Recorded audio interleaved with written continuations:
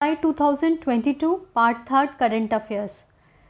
आज हम लोग देखेंगे जुलाई मंथ के सारे इम्पॉर्टेंट न्यूज़। तो वीडियो थोड़ा बड़ा हो सकता है, ऑलरेडी पार्ट 1 और पार्ट 2 आ चुका है। नेशनल न्यूज़ में देखेंगे 15th प्रेसिडेंट ऑफ इंडिया बन गई हैं द्रौपदी मुर्मू, जो कि फर्स्ट विमेन ट्राइबल प्रेसिडेंट है इंडिया की। साथ में सी वॉज बॉर्न आफ्टर इंडिपेंडेंस, तो ये पहली प्रेसिडेंट है जो कि इंडिपेंडेंस के बाद बॉर्न हुई थी। ये है 15th प्रेसिडेंट ऑफ इंडिया। ये संथाल ट्राइब से बिलोंग करती हैं, बेसिकली ये उड़ीसा के हैं। नेशनल न्यूज़ में आगे देखते हैं। जागृति अभी हाल में लॉन्च किया गया मिनिस्टर ऑफ कंज्यूमर अफेयर के द्वारा। कंज्यूमर अफेयर मिनिस्टर ने लॉन्च किया है जागृति। ये क्या है? तो जागृति एक मैस्कॉट है। जागृति बताता है कंज्यूमर राइट के बारे में। जागो ग्राहक जागो, ठीक है। ये जो आप देख रहे हैं आइकन, ये जागृति को दिखाता है। आगे बढ़ते हैं। री इंट्रोड्यूसिंग ऑफ चीता। जी हाँ, चीता इंडिया में री इंट्रोड्यूस किया गया है। ये कहाँ से लाया गया है? तो ये लाया गया है, Indian government will relocate cheetah from which location? तो from Namibia.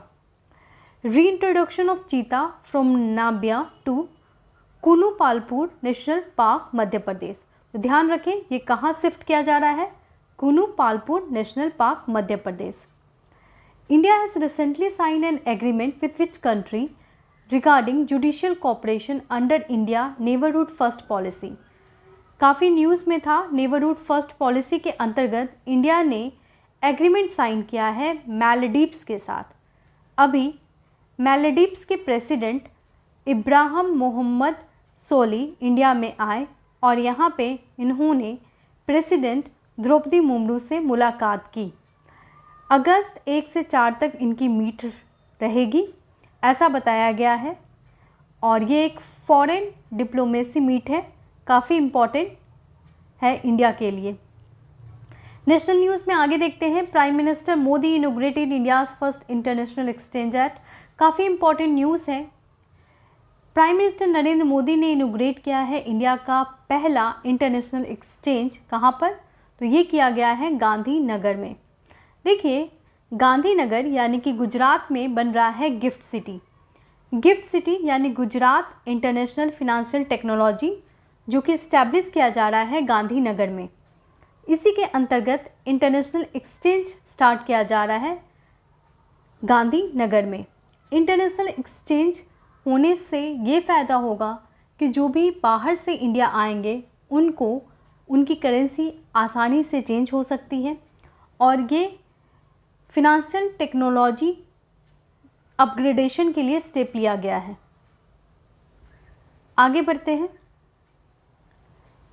What is the total number of Ramsar site in India? India में टोटल रामसर साइट कितने हो गए हैं? तो जी हाँ, ये हो गए हैं 54, क्योंकि 5 न्यू रामसर साइट जुड़ गया है।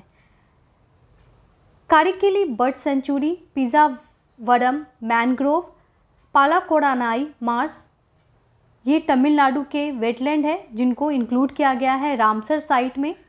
रामसर साइट जो है ये एक बहुत इंपॉर्टेंट वेटलैंड लिस्ट है, जिसके अंतर्गत स्पेशल फैसिलिटी दी जाती है, ठीक है, वेटलैंड अथॉरिटी के द्वारा। ये बनाया गया था 1971 में ईरान के रामसर में, और इसीलिए इस पूरे लिस्ट को रामसर लिस्ट कहा जाता है। अभी हाल में इंडिया के 5 वेटलैंड को रामसर लिस्ट में डाला गया है, जिसमें है सखाया सागर फ्रॉम मध्य प्रदेश, उसके अलावा पाला वेटलैंड फ्रॉम मिज़ोरम, और 3 और हैं जिनका नाम मैंने बताया। ये तीनों तमिलनाडु से हैं। Pichavaram mangrove, पलकड़नाई Mars, कारिकलाई bird sanctuary. The government announces the MSP। बहुत ही इंपॉर्टेंट न्यूज़, MSP कमिटी जो कि अभी हाल में बनाई गई है, इसका रिज़ल्ट आता है, और इसमें MSP जो है वो किसके आधारित बताया जा रहा है? तो इसके अनुसार MSP जो होगा वो A2FL के आधार पे होगा। A2FL क्या है? MSP यानी मिनिमम सपोर्ट प्राइस। अगर फार्मर कोई क्रॉप ग्रो करता है तो कम से कम इतना तो सपोर्ट उसे मिलना चाहिए। जनरली क्या होता है, अभी तक जो सिस्टम है उसमें A2FL ही फॉलो किया जाता था और इस कमिटी ने भी A2FL की ही बात की है। A2FL क्या है? A2 का मतलब होता है इनपुट कॉस्ट। फार्मिंग करने के लिए फर्टिलाइजर चाहिए, सीड चाहिए, सारे इनपुट कॉस्ट है।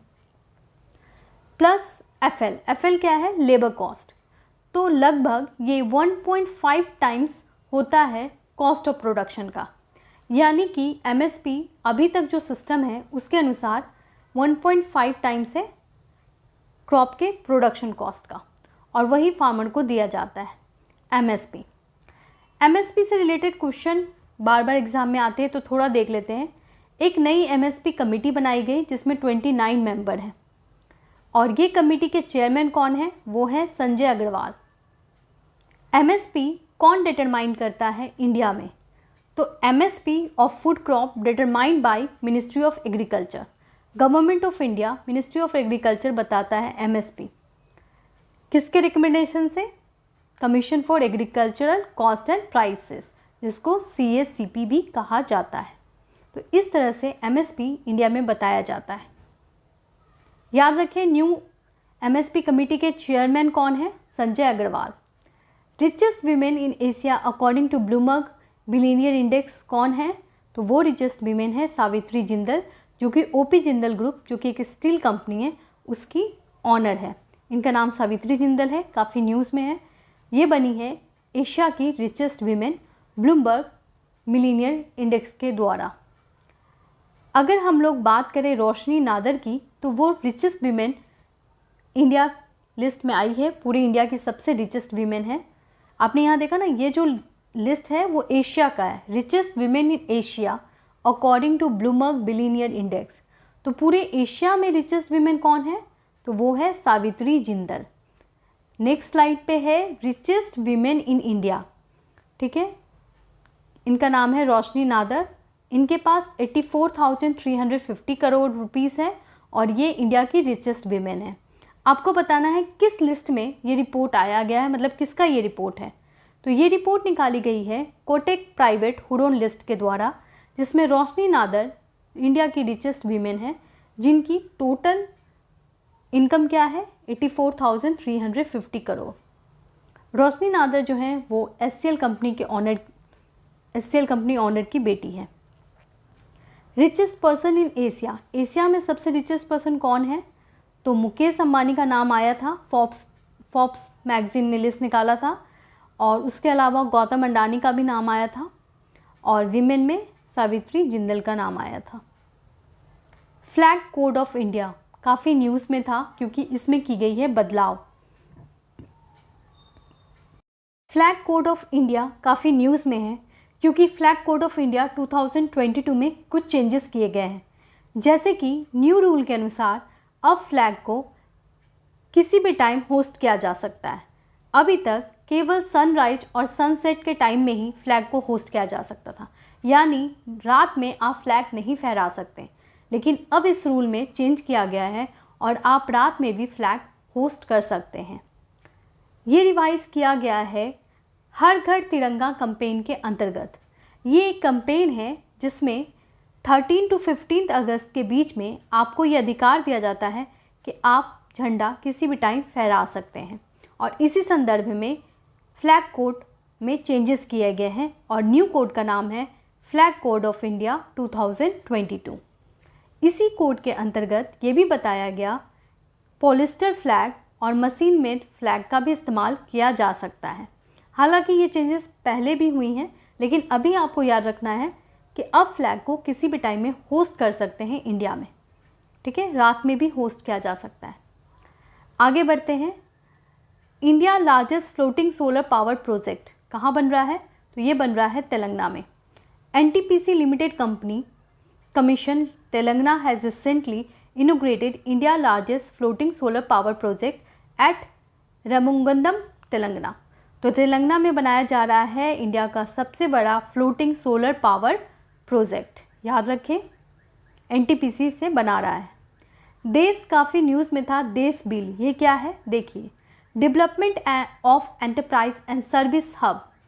Development of enterprise and service hub ये एक बिल है जो कि पूरे स्पेशल इकोनॉमिक जोन में चेंजेस लाएंगे। स्पेशल इकोनॉमिक जोन पॉलिसी जो है इंडिया की, उसमें चेंजेस लाने के लिए इस बिल को पास किया गया है अभी हाल में लोकसभा में। देश यानी development of enterprise and service hub, इसके अंतर्गत एक्सपोर्ट को कम किया जाएगा और डोमेस्टिक एंटरप्राइजेस पे फोकस की जाएगी, यानी घरेलू उद्योग को ज़्यादा महत्व दिया जाएगा और पर्पस से सेल्फ एम्प्लॉयमेंट लाया जाएगा, फूड पार्क बनाया जाएगा, लोकल इंडस्ट्री और सर्विस लाई जाएगी इंडिया में।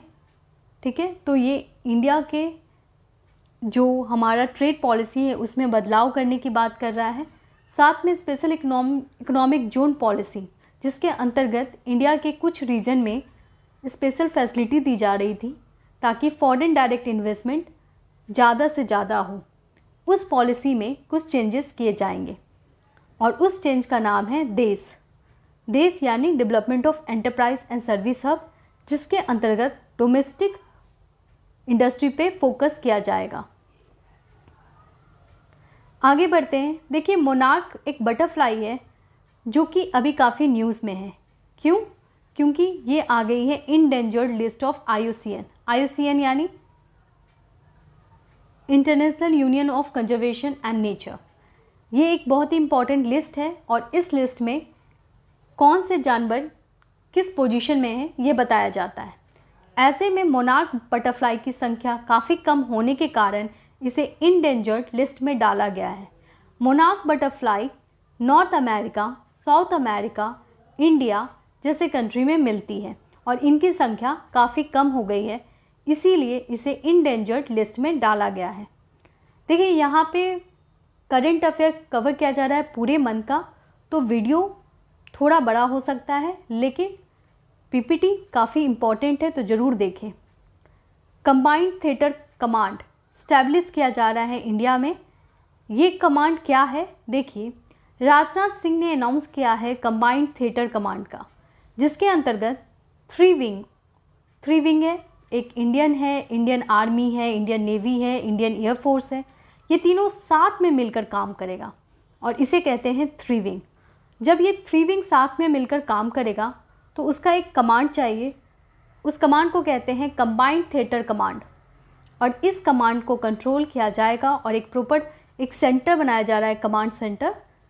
ठीक है, इस कमांड सेंटर का नाम है कंबाइंड थिएटर कमांड, जो कि कंट्रोल करेगा three wing of Indian defence.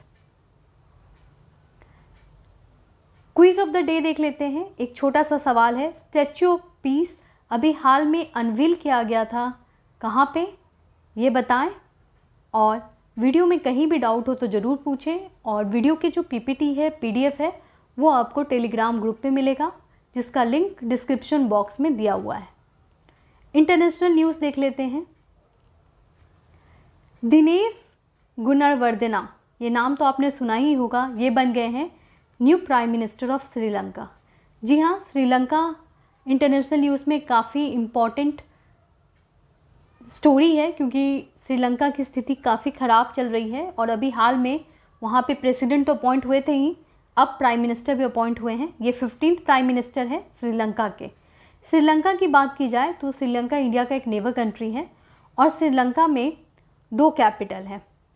ठीक है, एक कैपिटल है जिसका नाम है कोटे, तो ध्यान रखें, श्रीलंका का कैपिटल है कोटे और दूसरा कोलंबो, 2 कैपिटल है श्रीलंका का। आगे बढ़ते हैं। Iran become the new member of SCO। SCO यानी संघाई कोऑपरेशन ऑर्गेनाइजेशन, काफ़ी इंपॉर्टेंट बॉडी है और इसके न्यू मेंबर बनता है ईरान। संघाई कोऑपरेशन ऑर्गेनाइजेशन में अब हो गए हैं 9 मेंबर। इसमें 8 मेंबर है, कौन कौन, तो देख लेते हैं। देखिए, ये बना था 2001 में और तब 5 मेंबर थे, China, Kazakhstan, Kyrgyzstan, Russia and Tajikistan, हो गए 5। ये 5 कंट्री जो हैं वो बनाया था SCO यानी संघाई कोऑपरेशन ऑर्गेनाइजेशन। बाद में इसमें दूसरी कंट्री भी आती है, जैसे बाद में उज्बेकिस्तान से जुड़ती है और फिर इंडिया और पाकिस्तान। इंडिया और पाकिस्तान कब जुड़ा था? तो वो जुड़ा था 2017 में। ध्यान रखें, दोनों ही कंट्री साथ में आई थी। और अभी तक इसमें 8 मेंबर थे, लेकिन ईरान के आने से बन गए हैं 9 मेंबर। काफ़ी इंपॉर्टेंट न्यूज़ है। संघाई कोऑपरेशन ऑर्गेनाइजेशन में हो गए हैं 9 मेंबर। लार्जेस्ट पिंक डायमंड, जी हाँ, ये डायमंड पिंक दिख रहा है। ये जो पिंक डायमंड है इसका नाम है लोलो रोज, और ये पाया गया है किस कंट्री में? तो ये जो है लार्जेस्ट डायमंड, ये पाया गया है अंगोला। अंगोला कहाँ है? अंगोला है साउथ अफ्रीका में। अंगोला कहाँ है? अफ्रीका कॉन्टिनेंट में। ठीक है, तो अंगोला कहाँ है? तो अंगोला एक कंट्री है जो कि अफ्रीका कॉन्टिनेंट में आता है, और यहाँ पे मिला है लोलो रोज, जो कि एक पिंक लार्जेस्ट डायमंड है, और ये 170.22 कैरेट का है, तो काफ़ी हेवी डायमंड है। Which country has emerged as the top country with highest foreign direct investment inflow into India? कौन सी कंट्री सबसे टॉप कंट्री है जो इंडिया में सबसे ज़्यादा FDI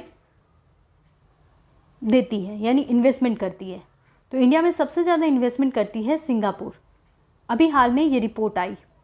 साथ में कर्नाटका और महाराष्ट्र में सबसे ज़्यादा FDI कंट्रीब्यूशन हुआ है, यानी कि बाहर की कंट्री सिंगापुर सबसे ज़्यादा इन्वेस्टमेंट कहाँ की है? कर्नाटका और महाराष्ट्र में।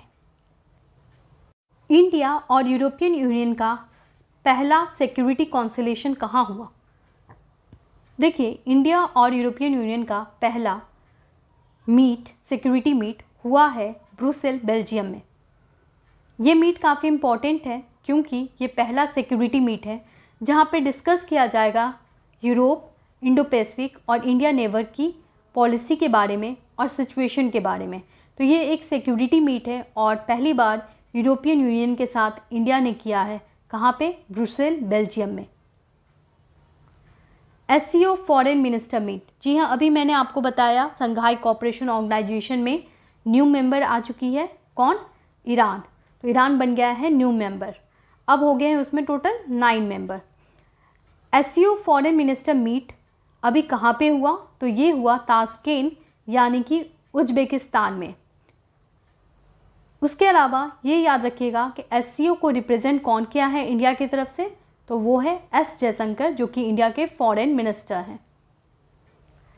सुकुराजीमा वोल्केनो, काफ़ी न्यूज़ में था ये वोल्केनो। ये कहाँ का वोल्केनो है? तो ये जापान का है, और अभी सुकुराजीमा वोल्केनो में इरप्शन हुआ है, जिससे पास के रीजन में काफ़ी इम्पैक्ट हुआ है। Volcanic rock erupted to 2.5 kilometre surrounding area. जी हाँ, ये वोल्केनिक इरप्शन काफ़ी हेवी वोल्केनिक इरप्शन था, क्योंकि जापान ने इसमें हाईएस्ट अलर्ट जारी किया है, 5 अलर्ट, जो कि हाईएस्ट अलर्ट है, और ये काफ़ी नुकसानदायक है। अभी तक काफ़ी नुकसान तो नहीं बताया गया है, लेकिन ये बताया गया है कि ये काफ़ी दूर तक फैलने वाला है। इसमें से वोल्केनो 2.5 किलोमीटर सराउंडिंग एरिया को कवर कर देगा वोल्केनो का लावा। इंटरनेशनल स्पेस स्टेशन, किस कंट्री ने डिक्लेयर किया है कि वो इंटरनेशनल स्पेस स्टेशन से बाहर होने वाला है 2024 तक? तो वो कंट्री है रशिया, और वो स्पेस एजेंसी है रोस्कोमोस। देखिए, रोस्कोमोस किसका है? रशिया का। ये स्पेस एजेंसी ने डिक्लेयर किया है कि वो इंडियन स्पेस स्टेशन से 2024 तक बाहर आ जाएगा। इंडियन स्पेस स्टेशन क्या है, थोड़ा जान लेते हैं। इंडियन स्पेस स्टेशन का मतलब है यहाँ पे एक बड़ा सा स्पेसक्राफ्ट जो कि लो अर्थ ऑर्बिट में अटका हुआ है, मतलब वहाँ पे सिचुएटेड है। वो क्या करता है? वो एक स्पेसक्राफ्ट है जो भी एस्ट्रोनॉट आते हैं उनको रेस्ट करने के लिए एक प्लेस प्रोवाइड करता है। ISS एक्चुअली में कोलैबोरेशन है 5 कंट्री का। नासा यानी यूनाइटेड स्टेट ऑफ अमेरिका, रोस्कोमस यानी रशिया, जैक्सा यानी जापान, यूरोप का ESA यानी यूरोपियन स्पेस एजेंसी, और कनाडा स्पेस एजेंसी। तो आपसे क्वेश्चन आ सकता है कि कौन सी कंट्री इसकी मेंबर नहीं है। तो याद रखें कौन कौन सी मेंबर है? रशिया, अमेरिका, जापान, यूरोप और कनाडा। ये सारे स्पेस एजेंसी हैं और ये इनके मेंबर हैं। इंटरनेशनल न्यूज़ में एक बहुत ही इंपॉर्टेंट न्यूज़, कौन से क्रिकेट ग्राउंड का नाम लेजेंड सुनील गावस्कर के नाम पे पड़ा है? तो वो क्रिकेट ग्राउंड है इंग्लैंड में। जी हाँ, इंग्लैंड के एक क्रिकेट ग्राउंड का नाम ही सुनील गावस्कर क्रिकेट स्टेडियम रखा जा रहा है। अच्छी बात है, इंडिया के बहुत सारे क्रिकेट स्टेडियम हैं जिसका नाम ब्रिटिश ऑफिसर्स के नाम पे पड़ा हुआ है। तो उसी तरह अब इंग्लैंड में इंडिया के लेजेंड सुनील गावस्कर के नाम पे स्टेडियम बनाया जा रहा है। सुनील गावस्कर जो हैं वो आईसीसी हॉल ऑफ फेम में आ चुके हैं। देखते हैं कौन कौन से Indian ICC hall of fame में आ चुके हैं। वो है अनिल कुंबले, बिशन सिंह बेदी, सुनील गावस्कर, कपिल देव एंड राहुल द्रविड़। वीडियो अच्छा लगे तो लाइक कर दें, शेयर कर दें और चैनल को सब्सक्राइब कर लें। Thank you.